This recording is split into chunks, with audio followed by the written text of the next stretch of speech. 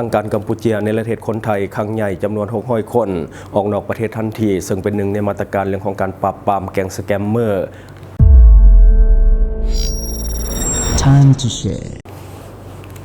สวัสดีท่านผู้ชมกลับมาพบกับรายการทำทูแสสำหรับหัวข้อข่าวที่เราอยากจะนำเสนอในวันนี้ก็คือเกี่ยวข้องกับทางการของกัมพูชีทำการในประเทศคนไทยซึ่งว่าจำนวน600 กว่าคนออกนอกประเทศทันทีซึ่งว่าเป็นหนึ่งในมาตรการเรื่องของการปราบปรามแก๊งสแกมเมอร์ซึ่งเป็นการปราบปรามครั้งใหญ่และก็เป็นการในประเทศครั้งใหญ่ซึ่งวันนั้นในของข่าวได้มาจากแฟนเพจเดอะพนมเปญโพสต์ทางการของกัมพูชีพร้อมอยู่ในระหว่างการดำเนินการตามขั้นตอนเพื่อส่งตัวคนไทยรวมทั้งหมด600 คนกลับคืนประเทศภายหลังถูกควบคุมตัวจากความเกี่ยวข้องกับคดีฉ้อโกงผ่านทางระบบออนไลน์และกับความผิดอื่นๆในเมืองปอยเปตซึ่งช่วงบ่ายวันที่30 เมษายน 2026 ที่ผ่านมารายงานระบุว่าจนฮอดเวลาประมาณเกือบ 16 โมงของวันเดียวกันตำรวจกวดค้นเข้าเมืองของกัมพูชี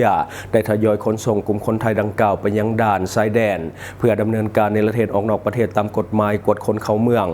ทั้งนี้ในช่วงพอทดวันที่ผ่านมาเจ้าหน้าที่จากสำนักงานตำรวจแห่งชาติร่วมกับคณะบังคับการจังหวัดบันเตียเมียนเจยซึ่งว่าประกอบด้วยกำลังตำรวจทหารและก็ทหารผ่านภายใต้การประสานงานของอัยการประจำแขวงได้เปิดปฏิบัติการขนาดใหญ่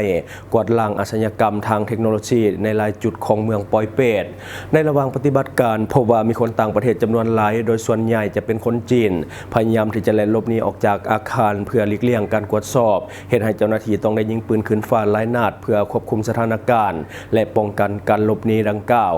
ขณะนี้เจ้าหน้าที่ยังคงดำเนินคดีอย่างเข้มงวดกับผู้ต้องสงสัยที่เกี่ยวข้องกับอาชญากรรมทางเทคโนโลยีเพื่อรักษาความมั่นคงและกับความสงบเรียบร้อยในพื้นที่ชายแดนอันนี้ก็คือในของข่าวและก็รายละเอียดต่างๆนอกจากเขาจะให้ท่านผู้ชมไปเบิ่งบรรยากาศในวันที่ทำการในประเทศคนไทยออกจากประเทศกัมพูชีเพื่อส่งกลับคืนประเทศไทยเดี๋ยวไปเบิ่งภาพนำกัน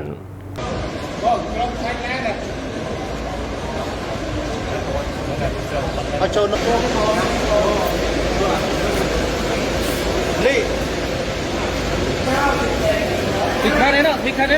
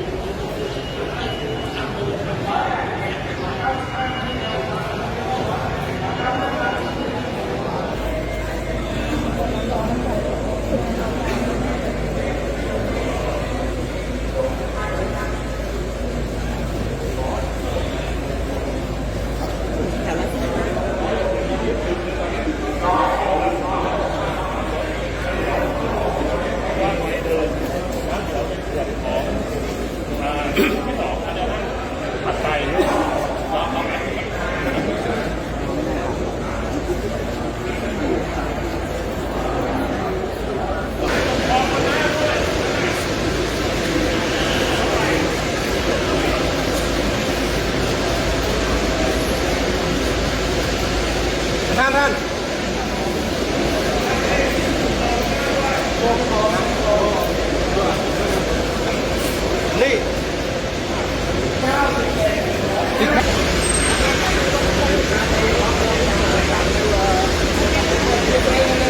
อะไรเมตรอ่ะ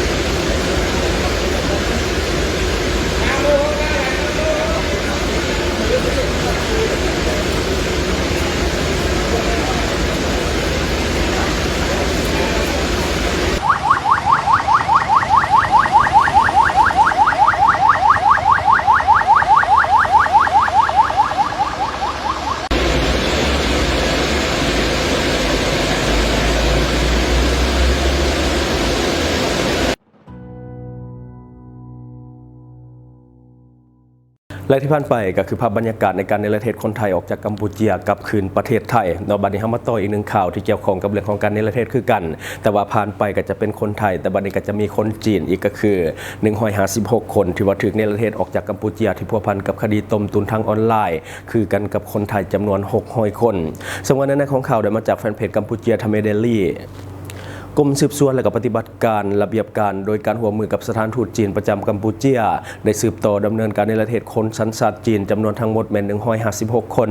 ในนั้นก็คือมีเพศหญิง13 คนที่พัวพันกับคดีฉ้อโกงผ่านออนไลน์หรือว่าออนไลน์สแกมและคดีลักลอบพักเซาเหตุเวียกโดยผิดกฎหมายกลุ่มคนสัญชาติจีนเหล่านี้แม่นถึกในประเทศออกนอกประเทศโดยผ่านยนต์พิเศษอยู่ที่ป้อมตำรวจด่านกวดคนเข้าเมืองสนามบินสากลเตโซที่กรุงพนมเปญในวันที่30 เมษายนวันที่1 พฤษภาคม 2026 นี้การในประเทศคนต่างประเทศในครั้งนี้แม้นการปฏิบัติตามมาตรการทางกฎหมายอย่างเข้มงวดของท่านฮุนมาเนตนายกรัฐมนตรีแห่งราชอาณาจักรกัมพูเชียและภายใต้การชี้นำพาอย่างเด็ดขาดที่สุดของท่านโซศกขาของนายกรัฐมนตรีกระทรวงภายในทั้งนี้ก็เพื่อความพยายามในการกวาดล้างและกำจัดอาชญากรรมทางระบบเทคโนโลยีที่ว่าเกิดขึ้นภายในราชอาณาจักรกัมพูเชียทั้งหมดเพื่อรับประกันการปกป้องความปลอดภัยให้แก่ประชาชนทั้งภายในภาคพื้นและสากลโดยบ่มีการยกเว้นใดๆทั้งสิ้นโดยเฉพาะแม่นต่อกับกลุ่มตัวการใหญ่ที่ว่าคอยบงการอยู่เบื้องหลังรวมทางการช่วยเหลือผู้ที่ว่าประสบข้อร้ายที่ถูกกลุ่มตัวยั่วหลอกลวงให้มาเฮ็ดเวียกในกิจกรรมฉ้อโกงทางระบบเทคโนโลยีต่างๆให้ได้รับอิสรภาพและก็สามารถกลับคืนสู่ประเทศของตนเองได้อย่างปลอดภัย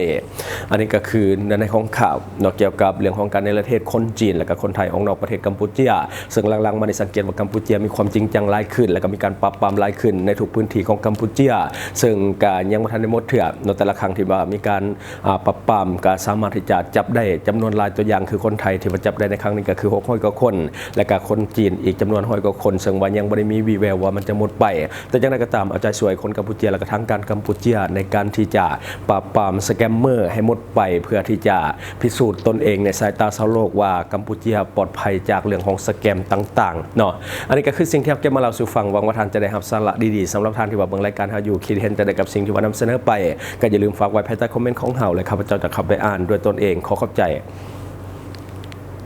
สนใจโฆษณาประชาสัมพันธ์ธุรกิจและผลิตภัณฑ์ของท่านผ่านรายการของเฮาสนใจติดต่อตามข้อมูลที่ขึ้นหน้าจอในปัจจุบันได้เลย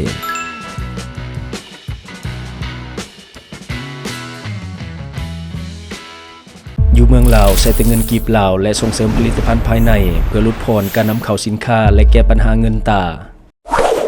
Subscribe for more video.